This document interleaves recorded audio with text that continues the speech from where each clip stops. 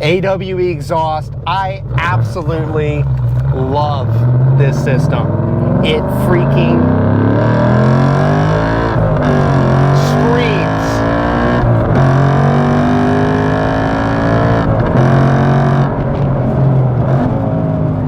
Absolutely love this system. It sounds impeccable at the top of the RPM band. You get the active exhaust, you get the high quality T304L stainless steel. This thing rips. So today, we're gonna go over some sound clips against stock, a quick driving review, get you everything you need to know about the AWE system.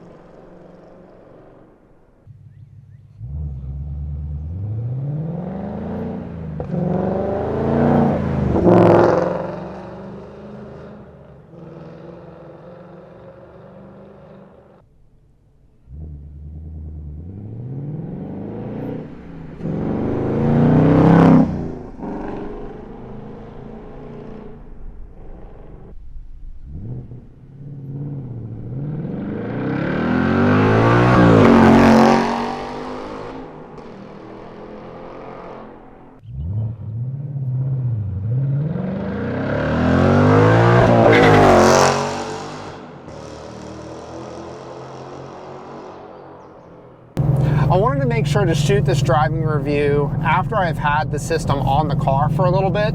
I want to say that I've had it on for probably about 300 or 400 miles at this point, so not a ton, but enough time to really get a well-rounded feel for, you know, the system on the Dark Horse, how it compares to stock, drone, have it be on the car enough to break in per se, and mellow out a bit, which it did, and just kind of get a well-rounded feel for, you know, what I can share my opinion on it, rather than just throwing it in the car and getting an immediate reaction, because that's going to change, you know, over time as you kind of get used to the system and live with it for a little bit, right? So first, let's talk about installation. One thing I love about AWE is that the installation itself is very, very easy. It is a little bit difficult with any aftermarket system in comparison to the factory system, solely because for shipping and packaging and all that sort of stuff, it does come in multiple pieces, right? The factory system comes off in one large piece, which is kind of a pain a little bit, just to deal with if you're on jack stands. You kind of need a friend, but in all reality, it does make it easier for aligning the tips and aligning the exhaust correctly underneath the car and things like that. So as long as you take your time, have a buddy back there kind of lining up the tips, making sure everything looks good as you tighten it down from front to rear, you should be good to go.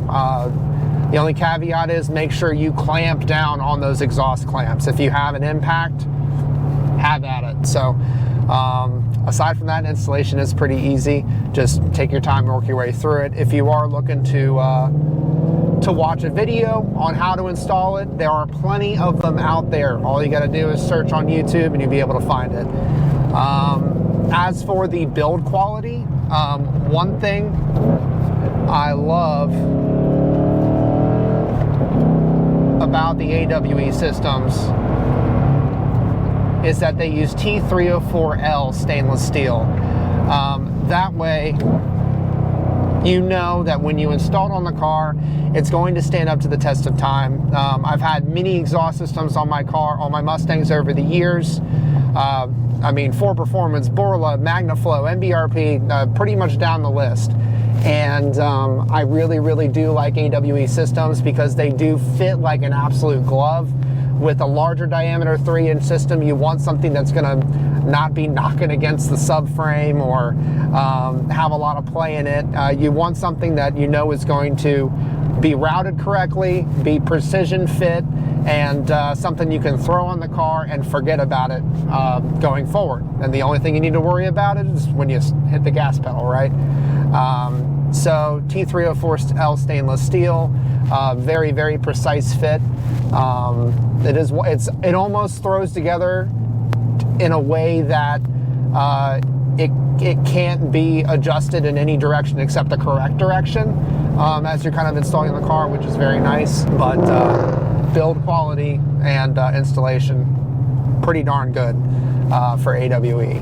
Now, the actual exhaust note, I will say this. Outside of the GT500, which obviously it's 700 plus horsepower, you're going to have an insane exhaust note, especially at wide open throttle with a little bit of that supercharger whine. The factory exhaust on the Dark Horse is stellar. It's really, really good. It has a very deep, deep tone, down low at a cold start or idling at a stoplight, or when you wind it out. It was tough to get rid of the Dark Horse system, the factory Dark Horse system. I love the tips. I love the fact that they're black tips. I love the exhaust note. But at the end of the day, I wanted a system that would allow me a couple extra horsepower on a car that isn't quite tunable yet, for that additional flow that you get with the dual 3-inch system. And I wanted to also retain the ability to use my active exhaust. That's huge for me. I paid for the active exhaust in this car. I want to be able to use it with an aftermarket system, A. B, I live in a neighborhood. Like many of you do, I'm sure. You need to be able to use that quiet mode and, you know, creep out of your neighborhood at 6 a.m. for a car show or autocross and not piss off your neighbors. So that's an important thing, and you need to make sure that you keep that in mind when you are shopping for systems for your Dark Horse or active exhaust equipped Mustang. Now, if you don't have active exhaust, then it really doesn't matter. They have the touring and track editions of the system for the non-active cars, and you can choose accordingly. Touring sounds great, track sounds insane, you know, if you want maximum power and that sort of thing. But for the SwitchPath system, you get the best of all worlds. The biggest adjustment I had to the AWE exhaust on the Dark Horse is using the exhaust modes a little bit more often. With the Dark Horse, factory Dark Horse exhaust, my custom mode was actually set up literally to track mode 24/7. And you can kind of get away with that.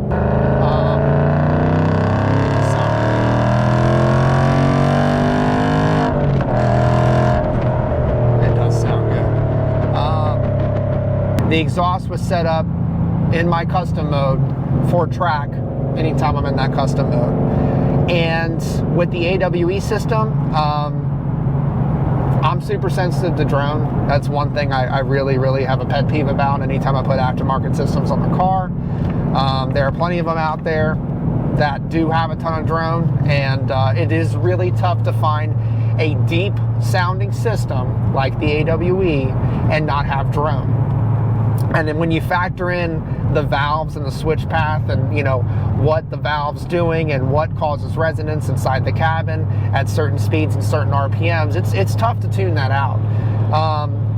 And I will admit, there is more drone than the factory system. However, you just need to play with the modes. So an example of that would be if I'm cruising down the highway at 80 miles an hour, in track mode, there's going to be a little bit of drone, you know, because it's track mode. I don't necessarily have that with the factory system, although it's quieter. You know, the factory system is quieter than the AWE system. But if I want to get rid of that drone, all I need to do is pop it into normal mode or even quiet mode on the highway, then the drone goes away. So with the system, you still have the pleasurable, you know, comfortable driving experience without drone. You have the volume when you want it, but when you don't, you're trying to carry on a conversation, you're just tired of the drone, you're annoyed with it or whatever, just pop it in quiet mode and it goes away. At idle, it sounds a little bit quieter, especially, or even a little bit more mellow, especially after the exhaust is kind of broken in for a few hundred miles and gotten a few heat cycles in it. But it really screams up top. And I think that is thanks to the H-pipe, really. The X-pipe screams too, don't get me wrong, but having an H-pipe on this car, I shouldn't say scream, because scream kind of it kind of goes with X-pipe. It roars up top, like it really, really roars.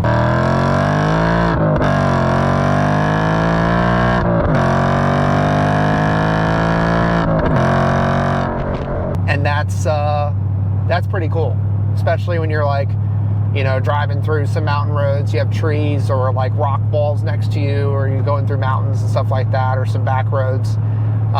You hear that sound bouncing off of all those objects around you, and it's gnarly. It's pretty darn cool. So all in all, the fit and finish, the installation, the actual sound of the system, it's not a ton different than the factory Dark Horse system. I think it just expands upon it. It has a little bit wider of a sound profile. It does scream up top. It's a little bit quieter down low, which is nice. It just kind of expands on the factory system, and when you downshift and punch it, it really, really screams. I'm really, really satisfied with the system. I'd recommend it for somebody who's looking for that additional power, wants that flow. Maybe they plan to add a Whipple supercharger or something down the road, and they want to open up the exhaust to make sure they're getting every horsepower they can on a non-tunable platform otherwise. So comment below, let me know your thoughts, if there are any other parts you want to see on this car. Perhaps if you want to see this on the dyno to see if it actually does make additional horsepower, let me know. Would love to head over to ProDyno and see what we got for this thing, but let's do a quick pull. So that's quiet mode, and that was just full throttle, full bore quiet mode. Like, not too shabby. You still get some noise out of it, but it's actually pretty muffled. Obviously, if you open it up to track,